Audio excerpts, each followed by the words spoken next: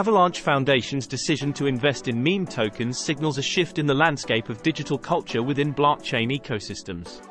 The selected tokens, such as KIMBO and COQ, have witnessed significant trading activity and price surges. This move challenges the conventional notion of meme coins as scammy and highlights their potential as legitimate investment opportunities. With growing interest and investment from established blockchain entities, meme tokens are carving out a more credible space in the crypto market, redefining their role beyond mere jokes to becoming integral components of community engagement and expression within Web3.